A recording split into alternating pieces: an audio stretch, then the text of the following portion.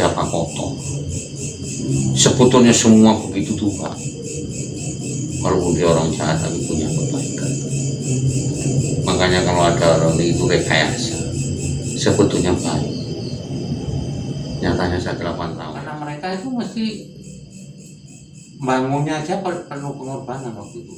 Ya. Nyatanya semua orang yang setiap malam di sini di depan tuh orang utara itu nyata mesti kelihatan orang, entah istri saya, entah nyonya Belanda, entah nenek yang dipotong-potong dulu di kereta itu mesti. Apa namanya, Bapak itu selama 8 tahun di sini gangguan seperti itu udah biasa Pak ya? Biasa untuk saudara sudah. Tapi nggak sampai kayak apa namanya ke fisik atau gimana, nggak ya? Iya, gangguannya ya, tapi karena dia senang, saya doakan. Kadang saya enak iritan, tahu-tahu duduk ini.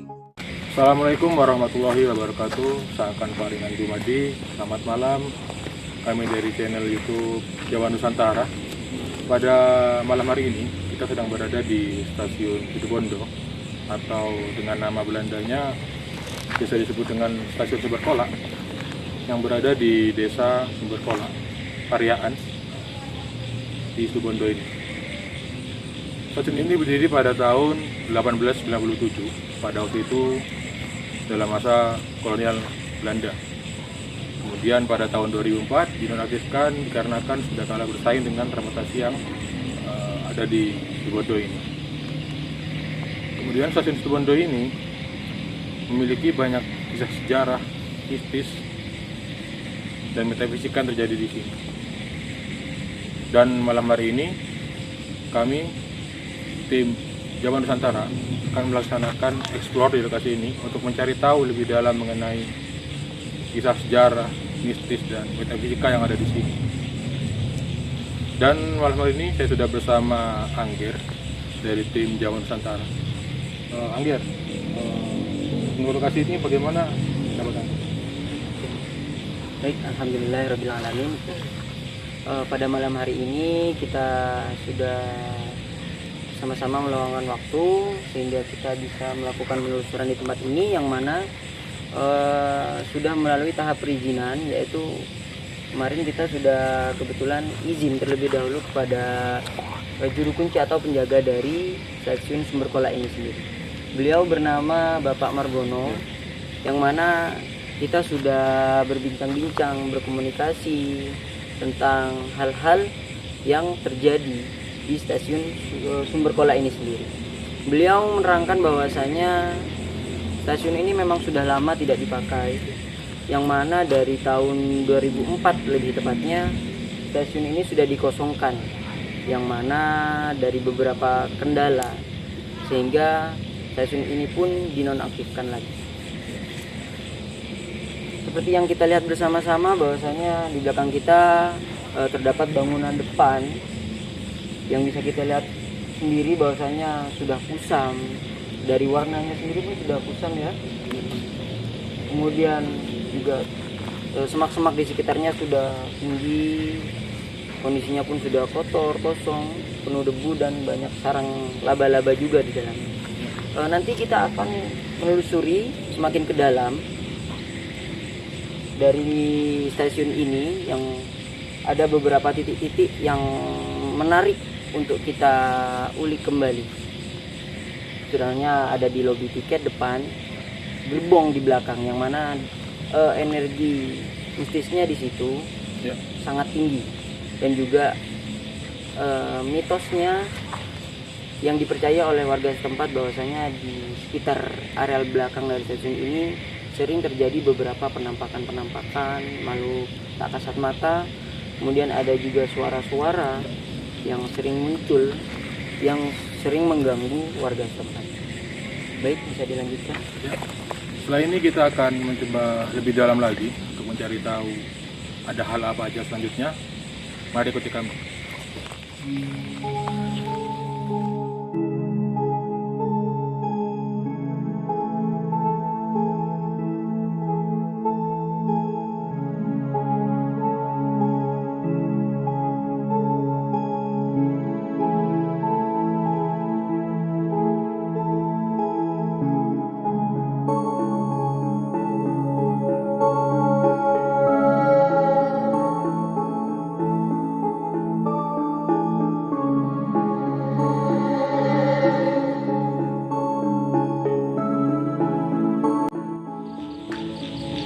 Baik teman-teman, kita sekarang ada di halaman depan stasiun Situbondo atau lobi utama. Pada zaman dahulu disinilah tempat untuk masuk untuk para warga-warga untuk bisa menaiki kereta api. Dan pastinya keadaan di sini sudah banyak sekali ilalang-ilalang maupun para laba-laba. Dan kondisinya memang tidak cukup terawat seperti.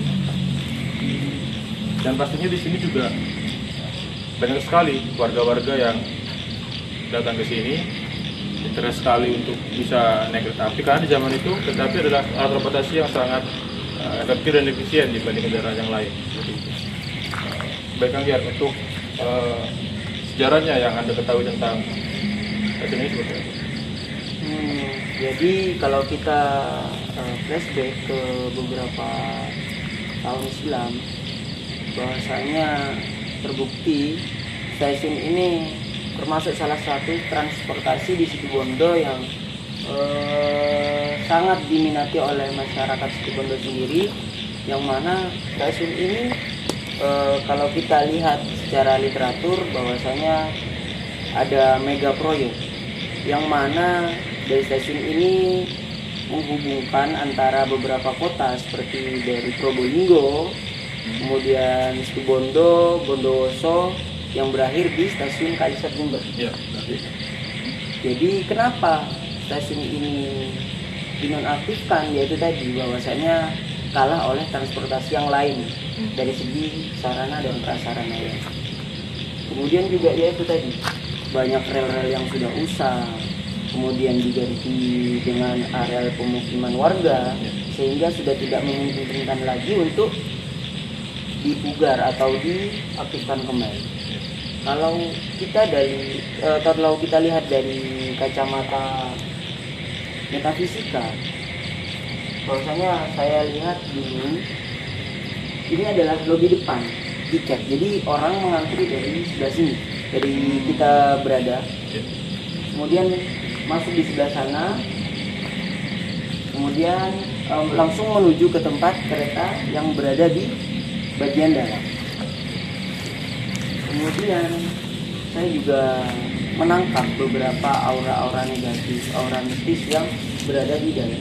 Karena memang dari arsitekturnya, kalau saya lihat bangunan-bangunan Belanda itu memang mengandung energi-energi yang cukup besar. Apalagi bangunannya sudah lama tidak digunakan seperti ini. Karena secara arsitekturnya sendiri, secara bangunannya sendiri, ruangannya sangat tinggi ya, cukup luas. Jadi kalau kondisinya kita lihat bersama-sama seperti ini, sudah tidak ada penerangan, kemudian tidak dibersihkan, jadi sangat miris rasanya. Jadi sudah tidak heran lagi apabila tempat ini banyak dihuni oleh beberapa makhluk tak kasat mata. Banyak sekali macamnya. Nanti kita akan jelaskan lebih lanjut di tempat selanjutnya. Oke. Baik, kalau dari segi apa ya, yang menjaga di daerah depan sini seperti apa? Kalau makhluk-makhluk tak kasat mata yang menghuni daerah depan di sini masih tarafnya masih rendah, yang rendah. Kita lihat di sekitar kita juga ada beberapa pohon-pohon besar yang mana juga lembab, suka ditempati oleh mereka ya. Sebenarnya di sebelah sana saya menangkap ada beberapa aura sebenarnya pocong, kemudian ada beberapa anak-anak kecil, entah laki-laki maupun perempuan yang menempati daerah di depan bangunan stasiun ini sendiri. Ya. Baik teman-teman, setelah ini kita akan coba masuk ke daerah tengah stasiun, di mana biasanya di sana orang-orang di zaman itu melakukan transaksi untuk membeli tiket untuk bisa naik ke kereta api. Baik teman-teman, mari ikuti kami selanjutnya.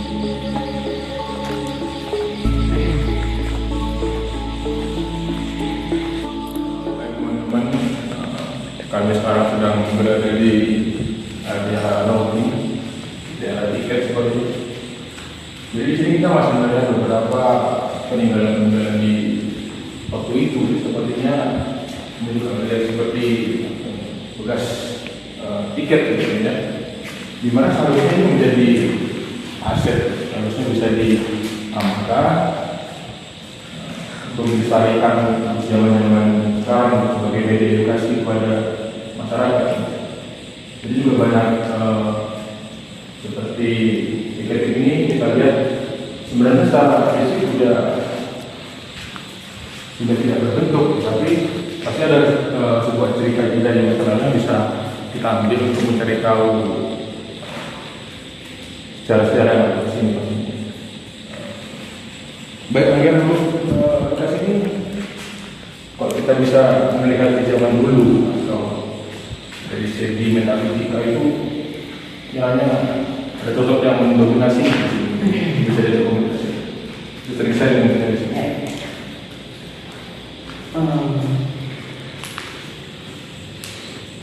Secara kacamata spiritual saya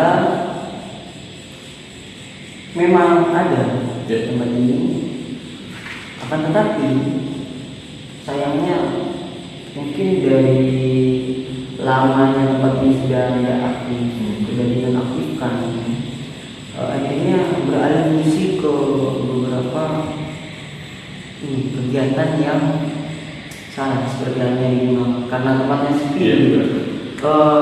Saya tangkap itu ada kegiatan-kegiatan sekolah yang mampu, kemudian mungkin di siang hari muda-mudi yang menggunakan tempat ini sebagai sarana atau tempat-tempat yang salah seperti itu. Jadi mereka makhluk tak kasat mata itu seolah berbisik kepada saya bahwasanya seharusnya mereka menitipkan bahwasanya tempat ini memang benar tidak lagi ditempati, akan tetapi bukan berarti bisa digunakan sembarangan, apalagi sampai digunakan untuk tindak asusila misalkan, atau digunakan untuk tempat minum-minuman keras. Mungkin saya memang akan berinteraksi sebentar, akan saya lihat lebih jauh tentang bagaimana aura metafisika yang berada di tempat ini. Ya, silakan. Ya, pertama kita sambil menunggu akhir. Memang di sini agak sedikit sedikit pusing kalau menurut saya itu, karena memang keadaannya pengap, kemudian berlubang, juga banyak sampah katanya di sini. Dan yang pastinya kami berharap untuk mudah-mudahan tidak melakukan ataupun masyarakat di sekitar tidak melakukan hal-hal yang tidak berguna di tempat ini. Baik, kita sambil menunggu. Ya, bagaimana Fir? Jadi ada beberapa hal yang saya tangkap bahwasanya dari sebelah kiri saya sering digunakan untuk akses ataupun jalan, ada sesosok wanita jalan dari belakang sana. Dia bisa menembus tembok.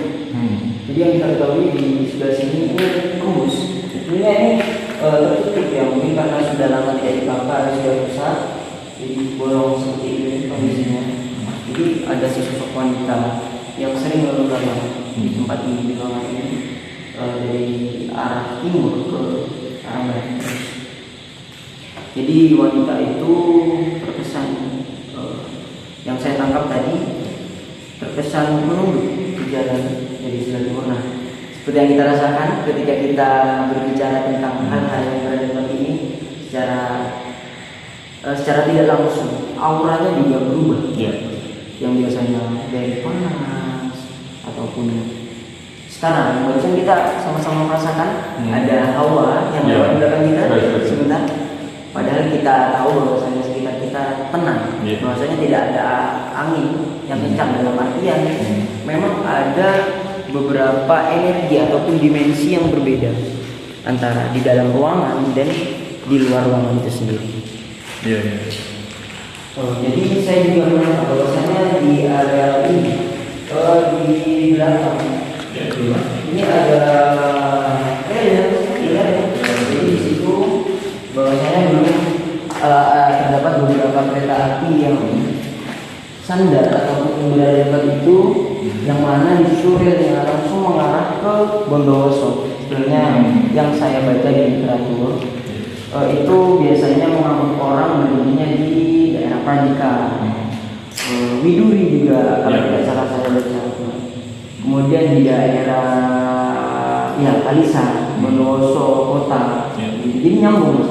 Dari stasiun situ Bondowoso sendiri ke stasiun Bondowoso. Namun yang saya sayangkan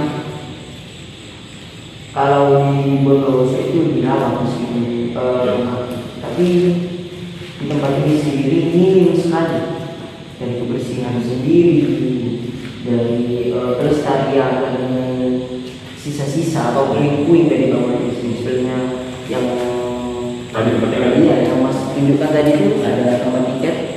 Seharusnya itu bisa disimpan, dijaga kelestariannya, paling tidak dibersihkan. Tapi kemarin kita sempat berbincang dengan Bapak yang menunggu di sini. Bahwa beliau itu katanya nanti didatangi oleh Nino Belanda. Apakah beliau sudah ada dan kita di sini? Kalau tentang Nino Belanda itu sendiri, ya bukan di tempat ini. Memang ada. Kemudian yang menarik itu adalah dari pakaian, dari aromanya gitu. Mungkin itu adalah noni Belanda yang lokal, yang mana dia sudah terbiasa hidup di Indonesia, yang sudah lama juga hidup di Indonesia, atau bahkan bisa jadi dia sudah lahir di Indonesia. Berarti ada jabat lain lagi? Ya betul. Mungkin akan saya lakukan interaksi lebih jauh lagi nanti di gerbong. Baik teman-teman, setelah ini kita akan menuju ke tempat selanjutnya, yaitu di area belakang stasiun. Mari ikuti kami.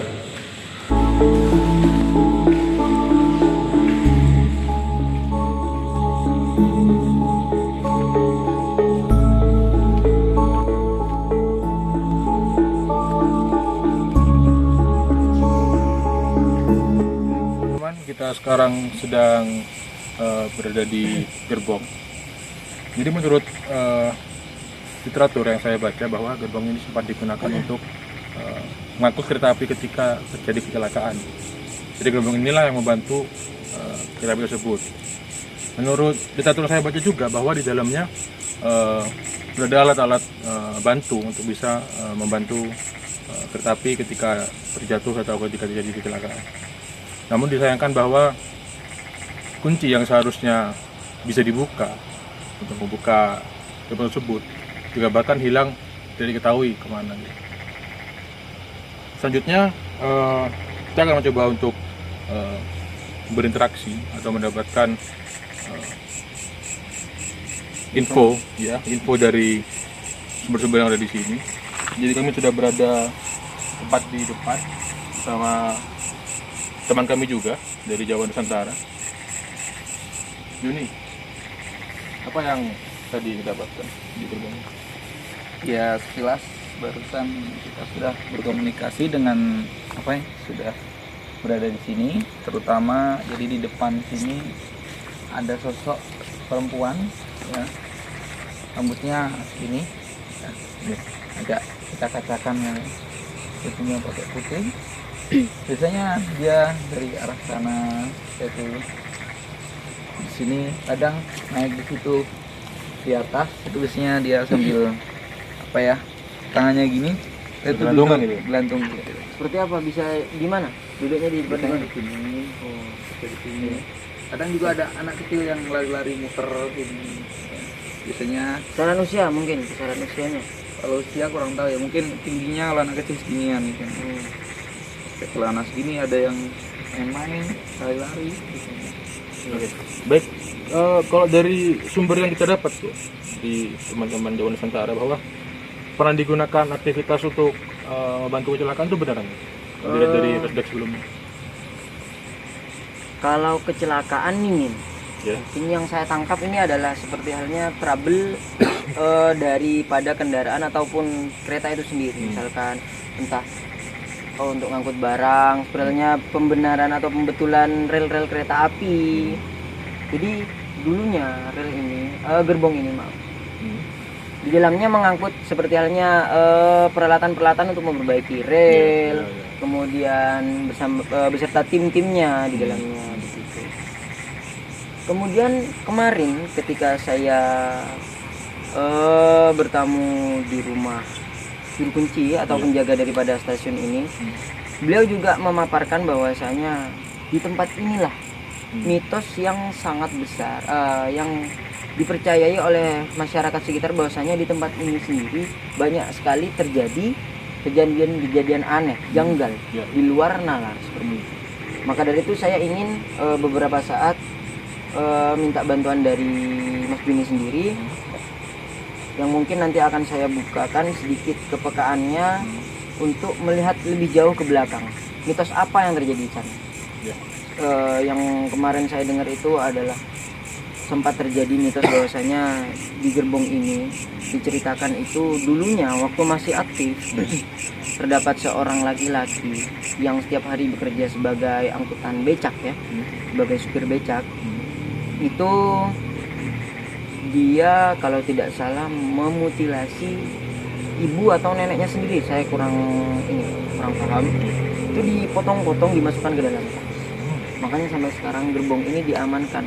Satu, bertujuan untuk mengingat sejarah. Kemudian dua, karena memang tidak sembarangan, direstorasi pun juga sudah tidak mungkin loh. Ya, banyak vandalisme sebetulnya. Iya betul. Jadi bagaimana untuk Mas Juni sendiri, sudah siap? Insyaallah. Bismillah ya. Boleh duduk di sini. Baik teman-teman, kali ini kita akan mencoba untuk mencari sebuah energi ataupun aktivitas makhluk yang ada di sini, agar saudara Mas Juni ini bisa merasakan apa yang ada di sini. Baik, siap ya. Bismillahirrahmanirrahim.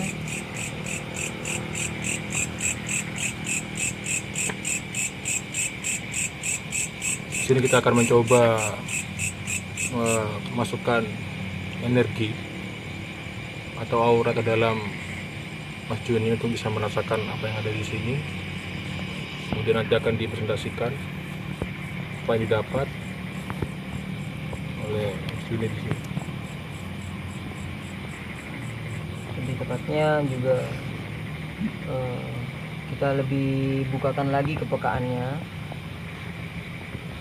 agar bisa merasakan energi mana yang kuat, sumber dari energi kuat yang berada di daerah sini. Kemudian juga flashback tentang bagaimana kejadian-kejadiannya, sosoknya seperti apa, beserta riasannya juga.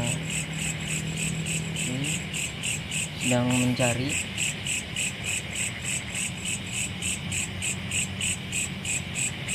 Mas Anggian, bagaimana keadaan situasi sekarang ketika ini melakukan merasakan energi sekarang? Oh iya. Jadi dia tetap normal, tetap sadar seperti biasa, hanya saja lebih fokus, lebih berkonsentrasi, mengikuti gerak tubuhnya mengarah pada energi-energi yang kuat, energi-energi negatif, makhluk-makhluk astral yang berada di tempat ini. Gitu. Jadi insya Allah ya? Akan tergambar. Ya, baik.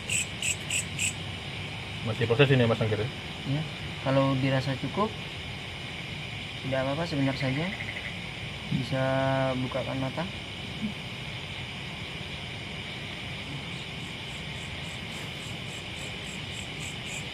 Aman? Oke. Oke, saya coba untuk netralisir dulu ya.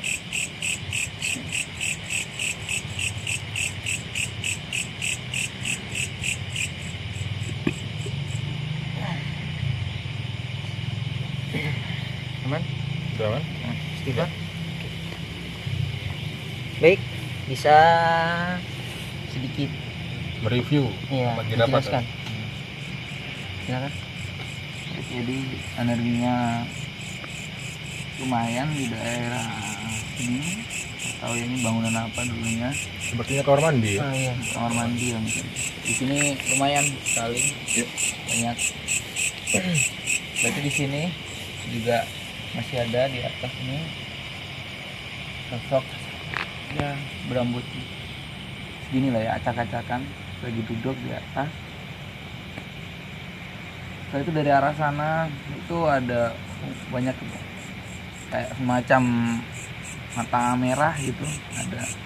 Setelah itu juga sempat flashback ke belakang gimana dulu suasananya sini ya, masih zaman dulu itu masih ini kayak apa ya, tandus, ada lapangan terus ada rumput-rumput juga lumayan, dan emang ada sosok di sini tuh di atas itu kayak udah mukanya sedikit tua, dia tua sih, keriput, rambutnya acak-acakan, sedih gitu dia duduk kayak apa ya, nunggu sesuatu gitu.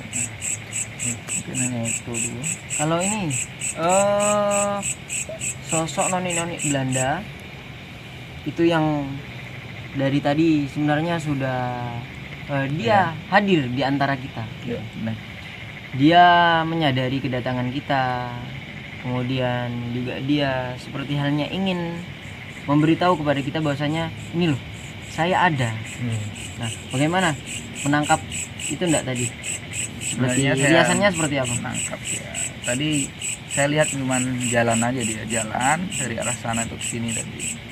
Habis itu ya pakaiannya biasa kayak orang Belanda tapi sudah apa ya, kayak bercampur dengan adatnya orang sini. Oke, mungkin dari mukanya dia tirus atau lonjong atau rada kuat atau gimana?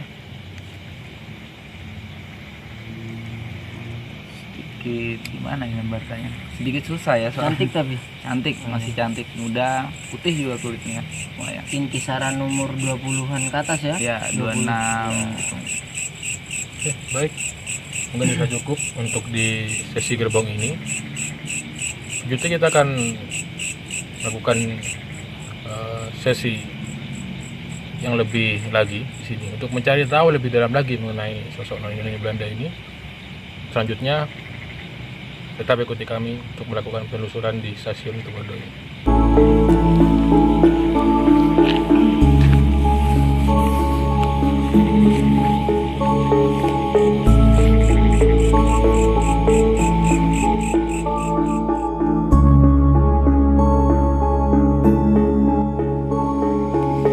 Seperti apa? Nanti kita akan coba sampaikan. Silakan. Ibu. Ya. Terus sekarang kita sedang berada di tengah-tengah rel. Jadi sumber yang kita dapat bahwa di sini ada 4 rel. Ada rel utamanya ada 2. Jadi kereta api yang datang dari arah Jember ataupun dari akhirnya nanti di Panarukan bertemunya di sini ada 2 rel. Kemudian ada rel di sebelah sananya. Jadi ada 3 rel di sebelah sini. Kemudian satu rel lagi terletak di gerbang yang tadi kita tuju seperti itu. Dan kemudian stasiun Situbondo ini juga pernah mengangkut tebu yang menuju ke arah PG Panji, jadi membantu support transportasi juga pada waktu itu. Kemudian sempat dinonaktifkan, kami juga belum tahu sumbernya seperti apa yang pasti, sehingga stasiun ini jalur untuk menuju ke Panji terputus dengan kurang paham seperti apa itu. Baik, selanjutnya mungkin Sangkir bisa melanjutkan sesinya. Makasih Mas Yugo. Jadi boleh agak disorot ya. Ini kalau kita bandingkan sama tekstur bangunan stasiun yang masih aktif sekarang, sangat berbeda jauh. Karena bertanya kayu-kayunya pun dan batu-batu kerikilnya juga sudah sama sekali tertimbun oleh tanah-tanah yang baru. Nah, bisa kita lihat bersama-sama ya. Semisal dari kayu-kayunya pun sudah hilang, sudah lapuk. Karena kalau kita hitung dari 2004 ke tahun 2022 ini sudah berapa tahun? Sudah lebih dari 10 tahun ya. Sudah lebih dari 10 tahun. Bahwasanya memang tempat ini itu memberitahukan kepada kita, kepada masyarakat, kepada halayak ramai bahwasanya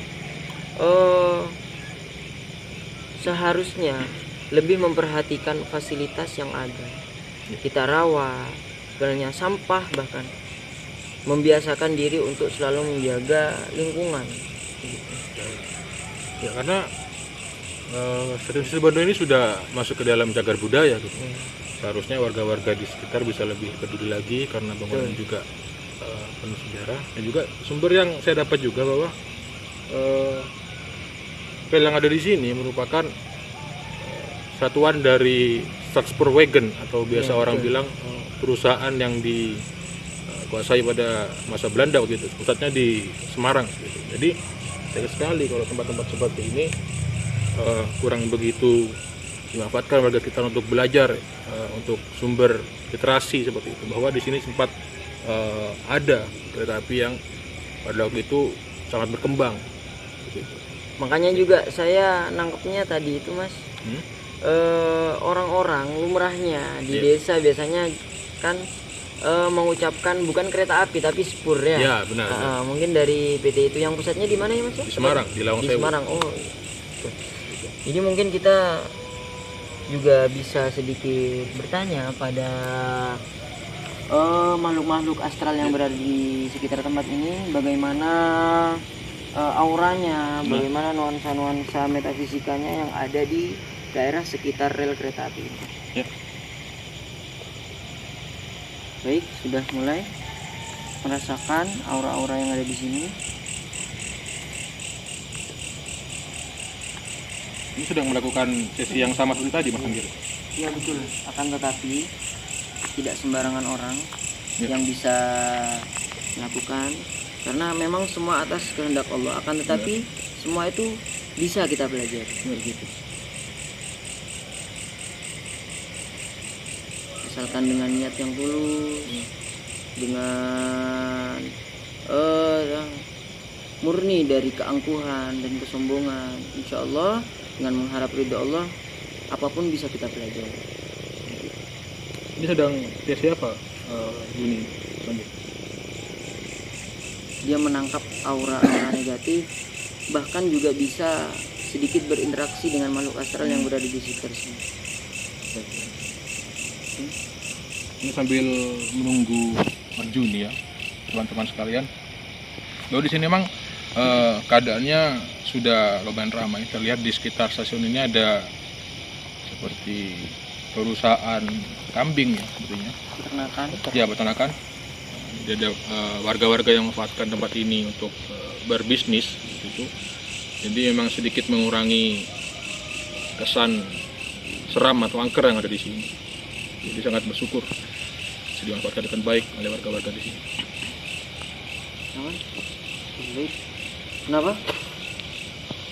Sedikit kelelahan, capek ya Mas ya. Oke. Ambil nafas dulu, bisa? Boleh mungkin. Saya coba dijelaskan sama teman-teman sosok yang paling dominan di area rel kereta api ini.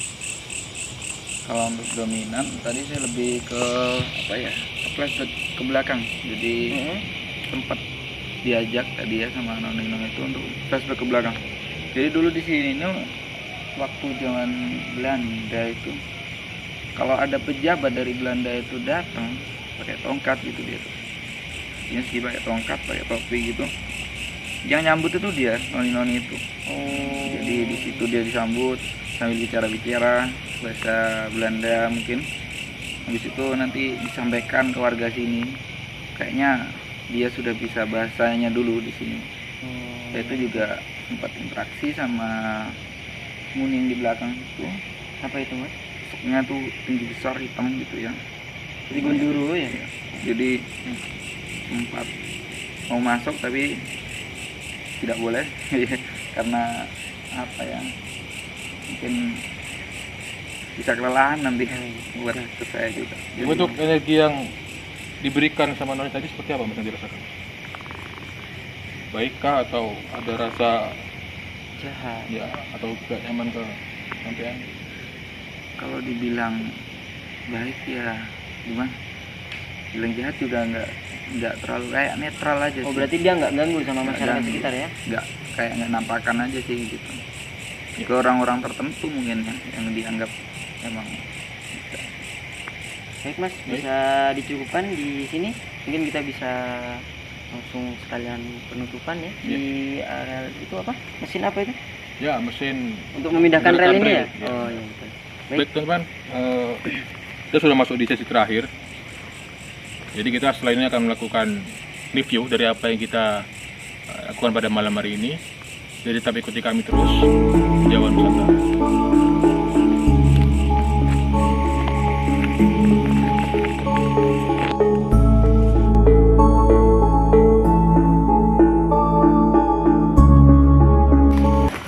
Kita sekarang ada di mesin ya, sepertinya digunakan untuk memindahkan rel ya, Mas Anggir.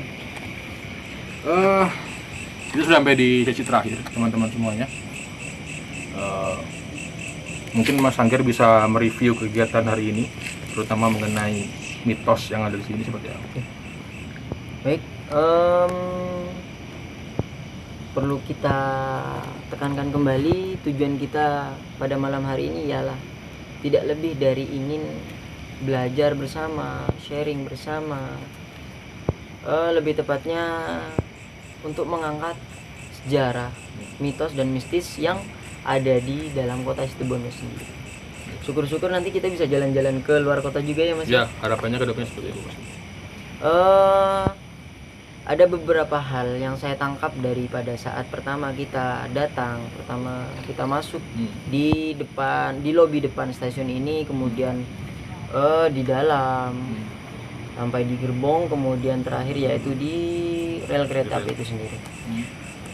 Bahwasanya di stasiun Terbengkalai ini sendiri lebih dari 3 atau bahkan 5 sosok yang mendominasi daripada tempat ini sendiri. Yeah.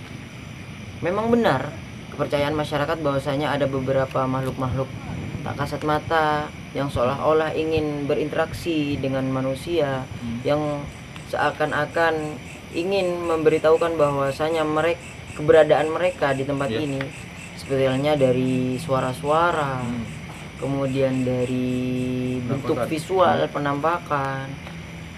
Kemudian benar juga tadi yang disampaikan oleh teman kita Juni, bahwasanya di gerbong tadi ada sosok wanita tua yang ketika kita kaitkan ceritanya dengan peristiwa mutilasi, ya.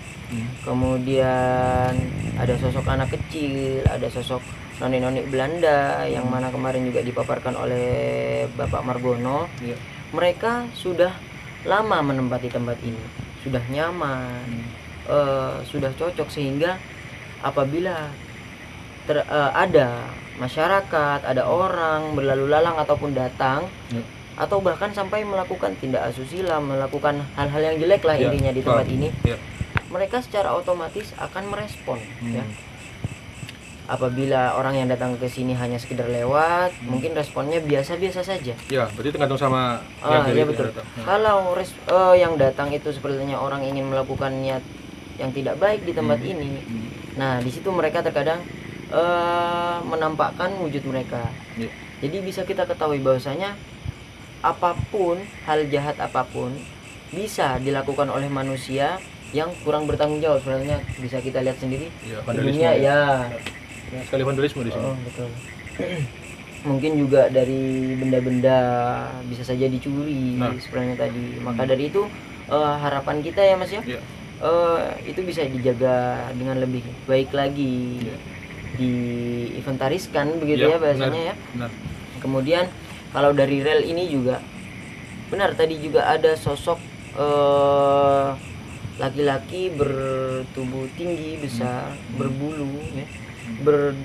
Dominan warnanya, auranya hitam.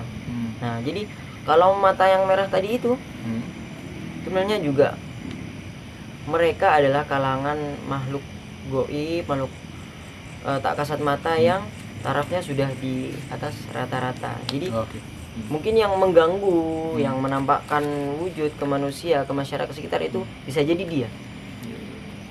Ya. Mungkin ini yang saya penasaran dari awal gitu. Ketika kita melakukan penelusuran di tempat ini, kira-kira ada sosok atau ada yang mau dipesankan kepada kami gitu, kepada warga sekitar di Hotel Bukalapak? Kalau pesan-pesan yang saya tangkap dari noni-noni Belanda itu tadi, dia mengisyaratkan bahwasanya kami sudah nyaman di sini. Ya. Tolong tempat ini dijaga kebersihannya. Toh sekarang juga sudah ada beberapa bangunan peternakan yang ada di tempat ini, yang mungkin nantinya juga bisa ikut membantu menjaga kebersihan Ya. stasiun ini. Begitu. Kemudian kalau pesan dari sosok yang saya tangkap di daerah Gerbong, dia seakan mengingatkan kita bahwasanya hidup itu memang terkadang mengalami beberapa kegagalan, Ya. beberapa ujian, cobaan. Namun bukan berarti dari beberapa masalah yang terjadi di kehidupan manusia itu sendiri, bukan berarti kita harus terus-menerus menyesal di dalamnya. Ya. Jadi kita masih terus bisa berproses, bangkit lagi, seperti itu. Kemudian kita juga harus saling menjaga kepedulian, respect terhadap lingkungan, terhadap masyarakat. Yang utama adalah menjaga komunikasi agar tidak terjadi hal-hal yang tidak diinginkan, sebenarnya peristiwa mutilasi tadi. Ya. Begitu.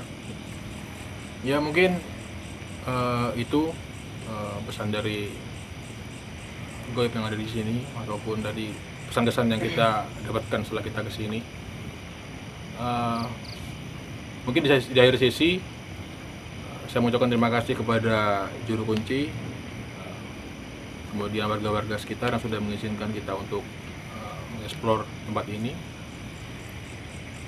Dan mungkin akhir dari cerita ini, kami berharap bahwa tempat ini lebih bisa dihargai seperti apa mestinya. Dalam artian banyak sejarah yang sangat berharga, banyak sejarah yang bisa dapat kita ambil hikmahnya seperti itu. Jadi kami harap pemerintah ataupun warga sekitar bisa lebih merawat lagi, bisa lebih peduli dengan sejarah apa yang dipunyai di stasiun ini. Mungkin sekian dari penelusuran kita malam hari ini. Terima kasih. Wassalamualaikum warahmatullahi wabarakatuh.